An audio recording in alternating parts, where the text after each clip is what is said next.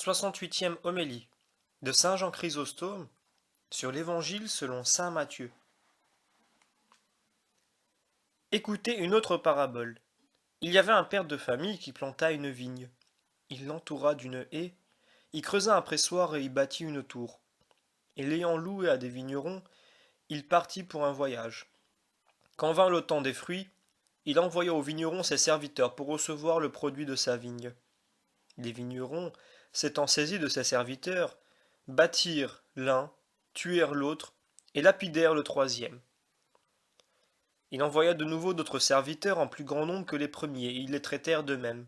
Enfin, il leur envoya son fils en disant, ils respecteront mon fils. Mais quand les vignerons vinrent le fils, et se dirent entre eux, voici l'héritier, venez, tuons-le, et nous aurons son héritage. Et s'étant saisis de lui, ils le jetèrent hors de la vigne et le tuèrent. Maintenant, lorsque le maître de la vigne viendra, que fera-t-il à ces vignerons? Ils lui répondirent, il frappera sans pitié ces misérables, et louera sa vigne à d'autres vignerons, qui lui en donneront les fruits en leur temps.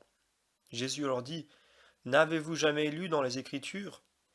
La pierre qu'ont rejetée ceux qui bâtissaient est devenue le sommet de l'angle. C'est le Seigneur qui a fait cela, et c'est un prodige à nos yeux. C'est pourquoi je vous le dis, que le royaume de Dieu vous sera ôté, et qu'il sera donné à un peuple qui en produira les fruits. Celui qui tombera sur cette pierre se brisera, et celui sur qui elle tombera sera écrasé. Les princes des prêtres et les pharisiens, ayant entendu ces paraboles, comprirent que Jésus parlait d'eux, et ils cherchaient à se saisir de lui, mais ils craignaient le peuple, qui le regardait comme un prophète. Parole du Seigneur. Évangile selon saint Matthieu chapitre 21, verset 33 jusqu'à la fin du chapitre. Dans cette homélie d'aujourd'hui, nous allons voir que Jésus fait comprendre aux Juifs quelle est leur ingratitude et combien ils seront punis par la parabole du propriétaire qui a planté une vigne. Nous verrons aussi que de l'amour des faux plaisirs de cette vie, eh bien, il y aura une description des maux que nous y souffrons qui sera faite. Nous ferons aussi une comparaison des gens du monde avec les religieux et les solitaires, et nous ferons l'éloge des moines qui vivaient dans les montagnes du voisinage d'Antioche. Jésus-Christ découvre beaucoup de choses par cette parabole.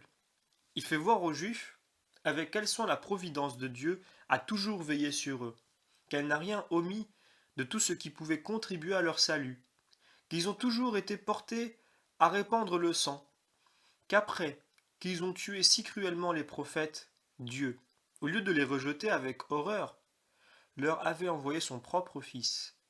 Il leur marque encore par cette figure qu'un même Dieu était l'auteur de l'Ancien et du Nouveau Testament, que sa mort produirait des effets admirables dans le monde, qu'il devait attendre une terrible punition de l'attentat par lequel il allait le faire mourir sur une croix, que les gentils seraient appelés à la connaissance du vrai Dieu et que les Juifs cesseraient d'être son peuple. C'est pourquoi il leur marque toutes ces choses qu'après qu'il leur a dit cette parabole, pour leur faire mieux comprendre que leur crime était si énorme qu'il était indigne de tout pardon, puisque, malgré tout ce que Dieu avait fait pour leur salut, les publicains et les femmes de mauvaise vie s'élevaient beaucoup au-dessus d'eux dans le royaume de Dieu.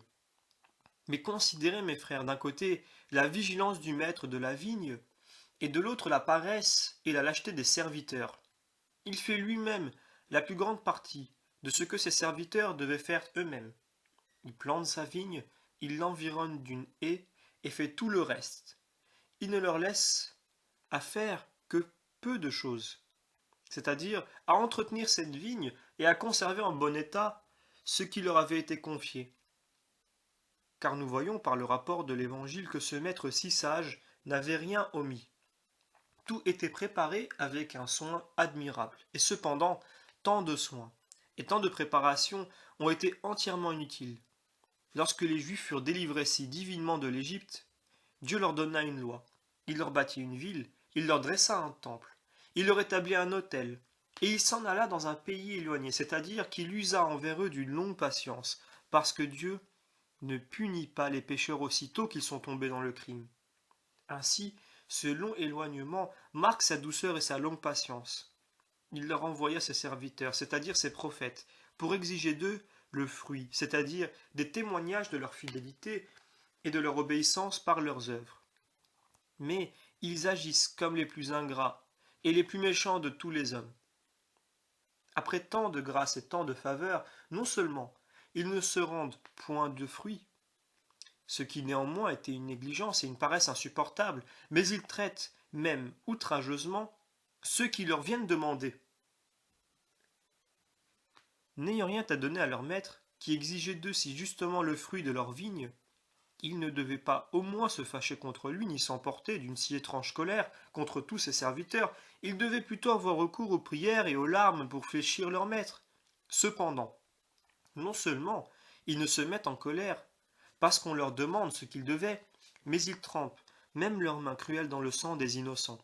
Ils font souffrir aux autres les peines qu'on devait leur faire souffrir à eux-mêmes.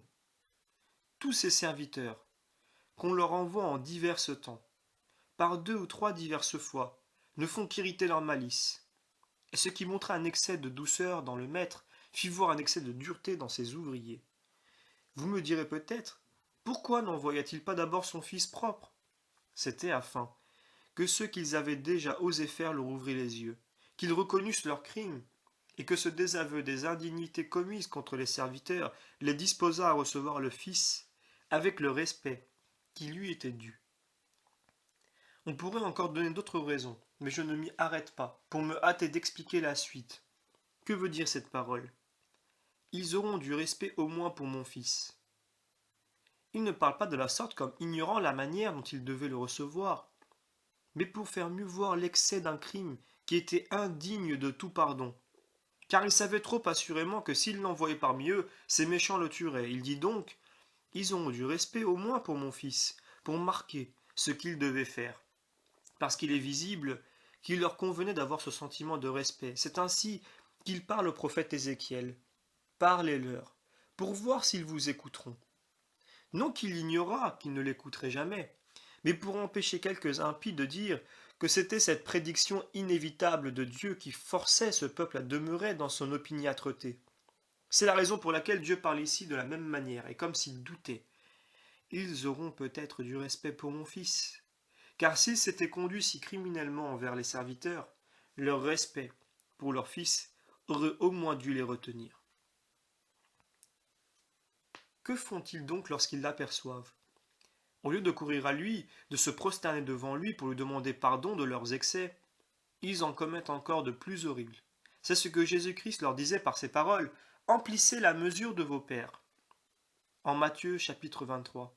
Et les prophètes leur faisaient aussi ce reproche, vos mains sont pleines de sang. Ils mettent le sang avec le sang. Exemple en Ésaïe chapitre 1. Et ailleurs, ils bâtissent Sion en versant le sang. Osée chapitre 4. Ce commandement si formel de Dieu, vous ne tuerez point, il ne le retint pas. Tant d'autres observances que la loi leur commandait pour les empêcher de tomber dans l'homicide ne les touchent point. Et ils se confirment dans leur cruauté par une accoutumance détestable. Que disent-ils donc lorsqu'ils aperçoivent ce fils? Allons, tuons-le, disent-ils. Pourquoi? Qu'ont-ils à lui reprocher? Quel mal leur a-t-il fait en la moindre chose? Est-ce parce qu'il les a si particulièrement honorés et qu'étant Dieu, il s'est fait homme pour eux? Est-ce parce qu'il a fait une infinité de merveilles, qu'il leur a pardonné leurs péchés, qu'il les invite à son royaume? Mais voyez de quelle folie ils accompagnent leur impiété, et combien la raison qu'ils allèguent pour le tuer est déraisonnable. Tuons-le, disent-ils, afin que l'héritage soit à nous. Et où le veulent-ils tuer? Hors de la vigne. Ainsi vous voyez que Jésus-Christ marque jusqu'au lieu même où on devait le faire mourir. Ils le jetèrent hors de la vigne et le tuèrent. Luc chapitre 20. Saint Luc marque que c'est Jésus-Christ qui déclara lui-même le supplice qu'on tirerait de ces vignerons, et qui lui répondirent « Non, que cela n'arrive pas », et que Jésus-Christ autorisa ce qu'il leur disait par l'oracle d'un prophète, car les ayant regardés, il leur dit « Pourquoi est-il donc écrit « La pierre qui a été rejetée par ceux qui bâtissaient est devenue la principale pierre de l'angle. Celui qui se laissera tomber sur cette pierre se brisera, et elle écrasera celui sur lequel elle tombera. » Saint Matthieu marque que ce furent les Juifs eux-mêmes qui prononcèrent leur arrêt, et l'on ne doit pas dire qu'il y ait ici une contradiction. Il est probable que l'une et l'autre version sont vraies. Lorsque les Juifs se furent aperçus, après avoir rendu eux-mêmes cette sentence, que cette parabole les regardait, ils voulurent se rétracter, et Jésus-Christ leur fit voir par le prophète que cela serait de la sorte. Mais comment la vocation des gentils pouvait leur donner un prétexte de le calomnier? Il ne leur énonce pas clairement la vocation des gentils. Il use à dessein de termes couverts et obscurs en disant qu'il lui donnerait cette vigne à d'autres. Il avait affecté de se servir d'une parabole afin qu'il se condamnât eux-mêmes. C'est ainsi que Dieu traita autrefois David lorsqu'il lui fut prononcé son arrêt par lui-même dans la parabole de Nathan. Il ne faut point d'autre preuve de la justice de ce châtiment que de voir les coupables s'y condamner les premiers. Et pour montrer en même temps que ce ne serait pas seulement la justice qui attirerait sur les gentils une faveur qu'ils mériteraient si peu, et que le Saint-Esprit avait prédit cette grâce longtemps auparavant, Jésus-Christ rapporte cette prophétie. N'avez-vous jamais lu cette parole dans les Écritures? La pierre qui a été rejetée par ceux qui bâtissaient est devenue la principale pierre de l'angle. C'est le Seigneur qui l'a fait, et nos yeux le voient avec admiration. Jésus-Christ montre de plusieurs manières qu'il rejetterait les Juifs à cause de leur incrédulité, et qu'il appellerait les gentils à la foi de l'Évangile. C'est ce qu'il avait déjà fait voir par la femme cananéenne, par cet anon sur lequel personne n'avait encore monté, par le centenier et par beaucoup d'autres paraboles qui prouvent la même chose que celle-ci. Il ajoute, pour ce sujet, c'est le Seigneur qui l'a fait, et nos yeux le voient avec admiration, marquant ainsi que les gentils qui croiraient, et que ceux d'entre les Juifs qui seraient fidèles ne seraient qu'une même chose, quoiqu'auparavant il y eût entre eux une si prodigieuse différence, et, pour leur apprendre qu'il n'y aurait rien de ce changement si étrange, qui fût opposé à Dieu, qui ne lui fût au contraire très agréable, qui ne fût miraculeux et digne d'étonnement, il ajoute, c'est le Seigneur qui l'a fait. Il se donne à lui-même le nom de Pierre, et il appelle les Juifs architectes. C'est ce qu'Ézéchiel exprime lorsqu'il dit « Ils bâtissent une muraille et la crépissent sans art ». Ézéchiel chapitre 13.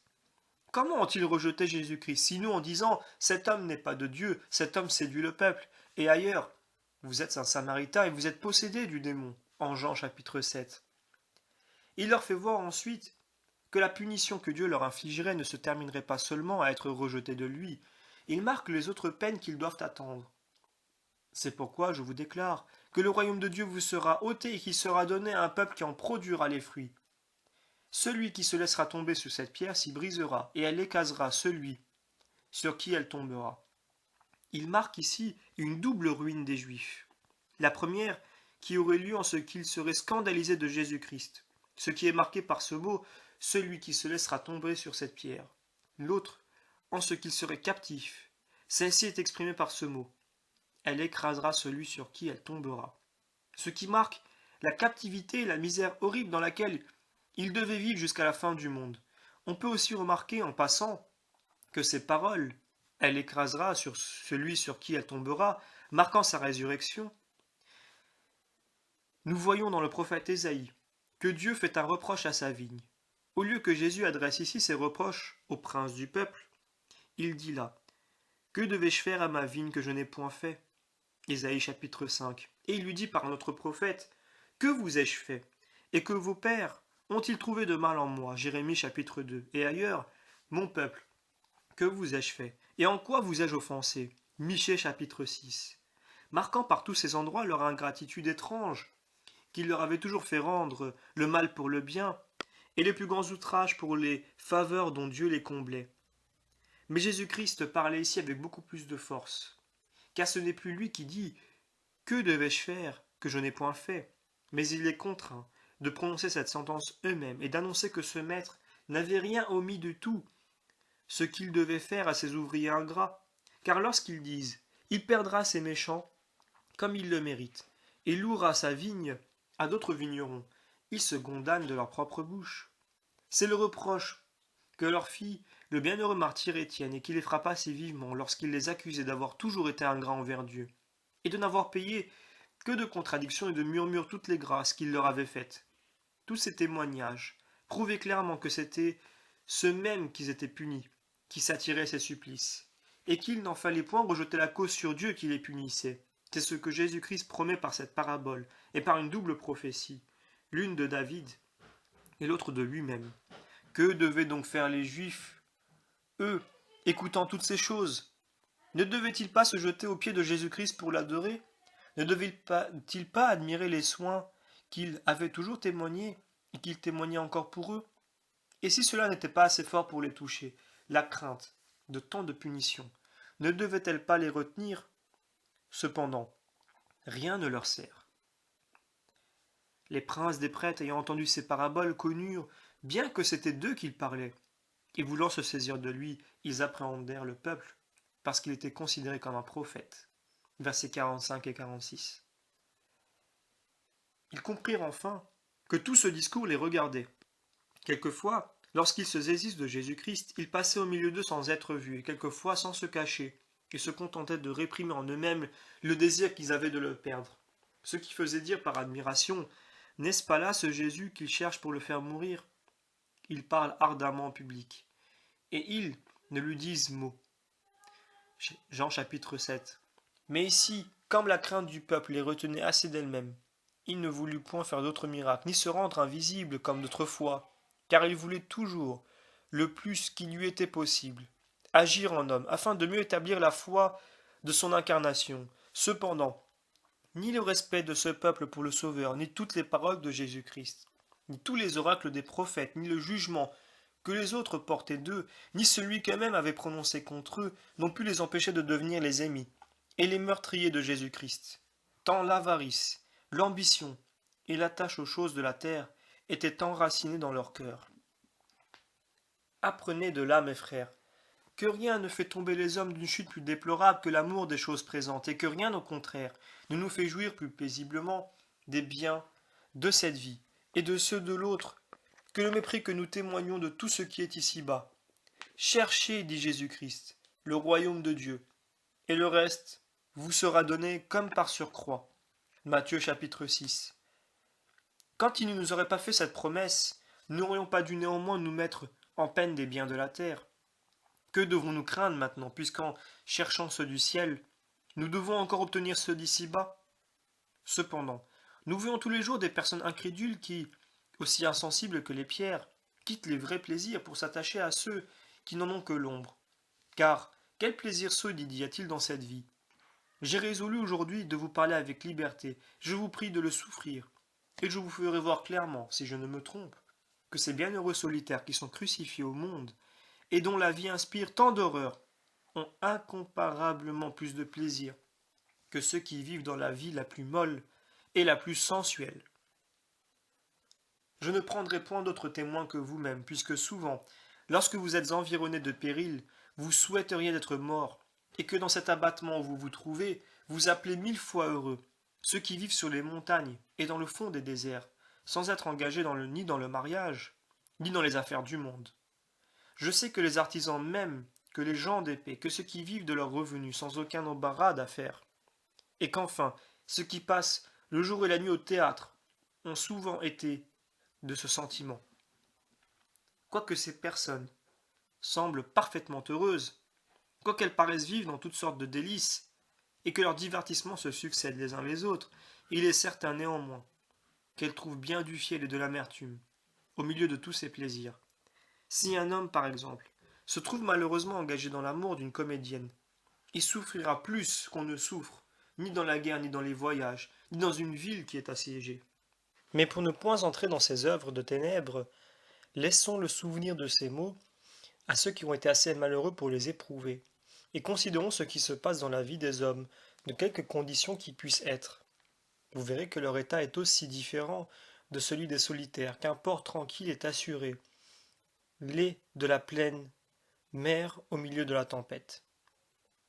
Car je vous prie de considérer quel est leur bonheur. Premièrement, par le lieu qu'ils ont choisi pour leur demeure. Ils ont renoncé à jamais au bruit des villes et de toutes les places publiques. Ils ont préféré à ces lieux pleins de tumulte le silence affreux des montagnes les plus reculées. Ils n'ont plus aucun commerce avec le monde. Rien de tout ce qui est sur la terre ne les inquiète plus. Ils ne sont plus exposés ni aux soins et aux peines de la vie, ni aux pertes qui accompagnent les richesses, ni au ressentiment de la jalousie, ni à la violence d'un amour impur, ni enfin à toutes les autres passions qui rendent misérable ce qu'elles possèdent. Ils ne vivent plus que pour le ciel où ils sont déjà en esprit, et ils se préparent dès ici par avance à ce royaume éternel. Ils s'entretiennent dans une solitude et une paix profonde avec les montagnes et les vallées, les fontaines et les ruisseaux, et par-dessus tout avec Dieu, auquel ils parlent sans cesse dans leurs prières. Leur cellule est une demeure de silence et de paix. Leur âme, dégagée du poids des vices et des maladies des passions, est toujours libre et légère, et elle s'élève en haut comme l'air le plus pur et le plus serein. Toute leur occupation est semblable à celle d'Adam avant son péché.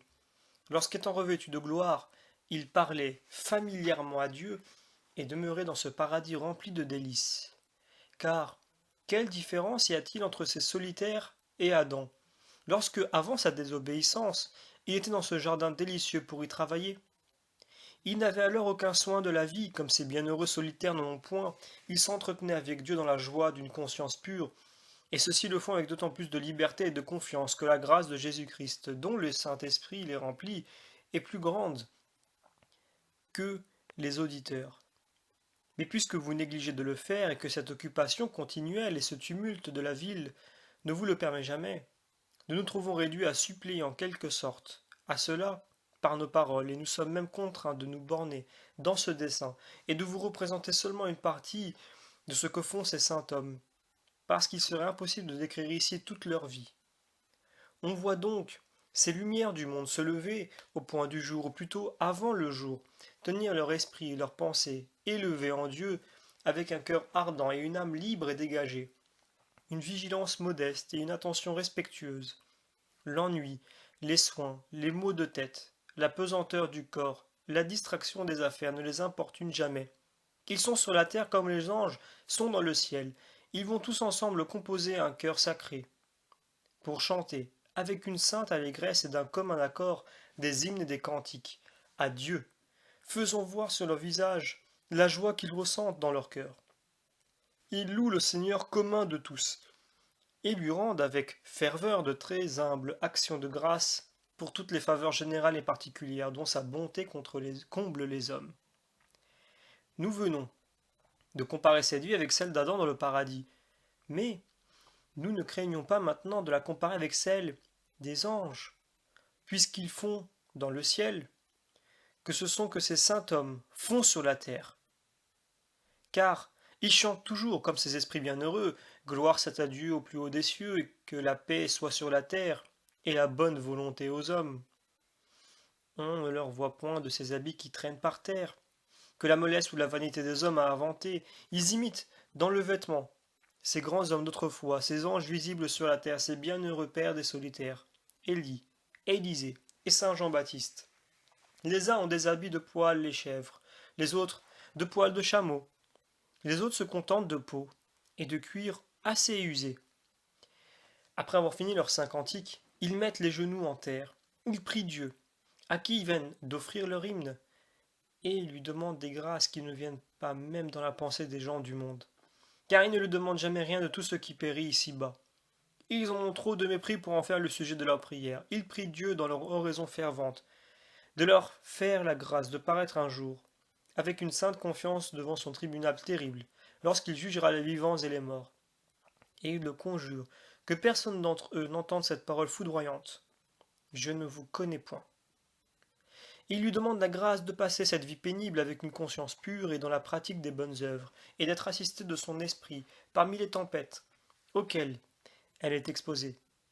Leur père et l'abbé qui les gouverne président à cette oraison, et, se levant ensuite après ces saintes prières, ils vont, lorsque le soleil commence à paraître, chacun à son ouvrage particulier, d'où ils retinrent de grandes sommes d'argent pour la nourriture des pauvres. Que diront ici ceux qui passent leur vie à entendre des vers infâmes et à voir des spectacles diaboliques? Je rougis de vous parler de ces choses, mais votre faiblesse me réduit à cette fâcheuse nécessité. C'est ainsi que saint Paul disait aux fidèles: comme vous avez fait servir les membres de votre corps à l'impureté et à l'injustice, faites-les maintenant servir à la piété et à la justice pour mener une vie sainte. Romains chapitre 6.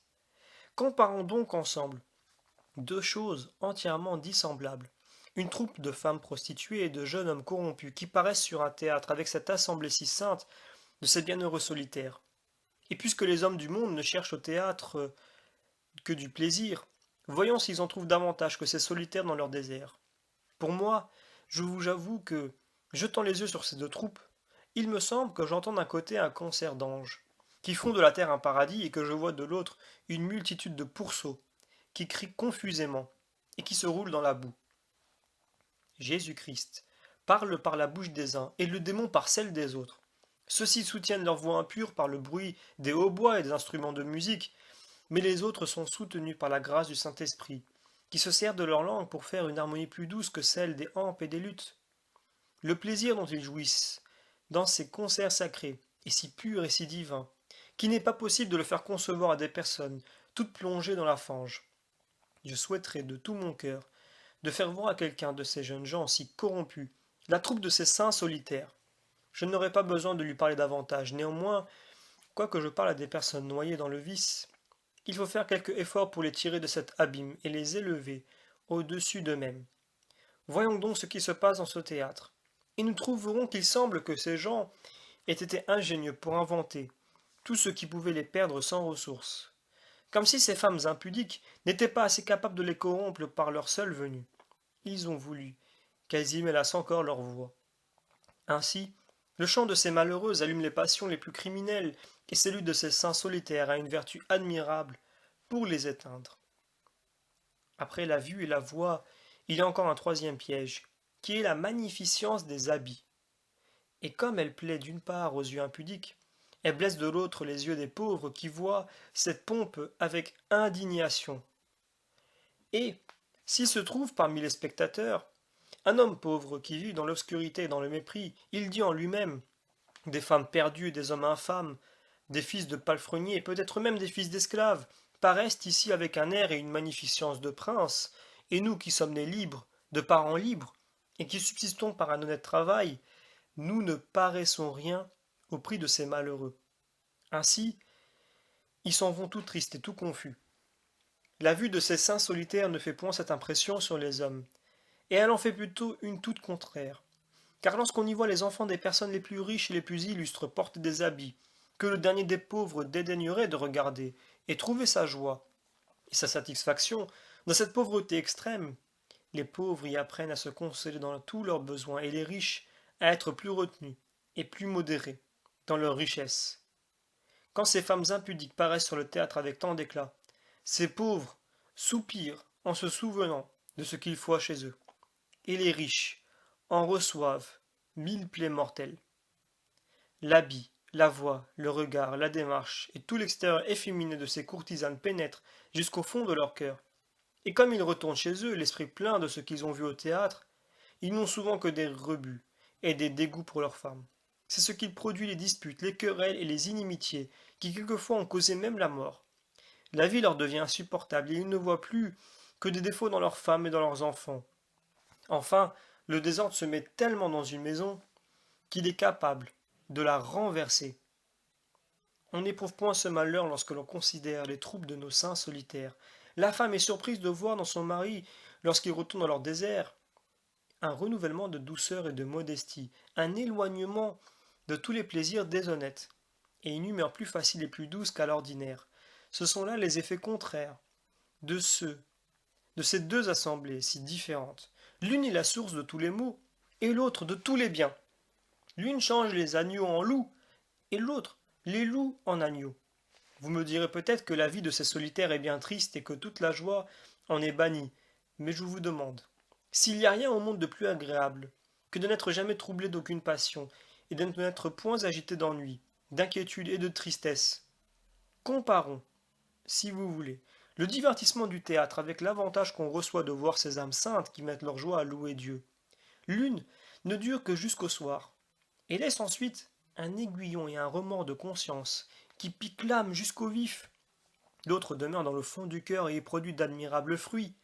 Ceux qui ont vu ces saints solitaires en reviennent l'esprit tout rempli de la gravité et de la modestie de leur visage, de la beauté champêtre de leur dessert, de la douceur de leur conversation, de la pureté de leur vie et de cette harmonie divine de leur langue et de leur cœur, lorsqu'ils chantent les louanges de Dieu. C'est pourquoi ceux qui aiment cette vie sainte et qui la considèrent comme un port tranquille fuient tous les tumultes du siècle, comme des écueils et des tempêtes.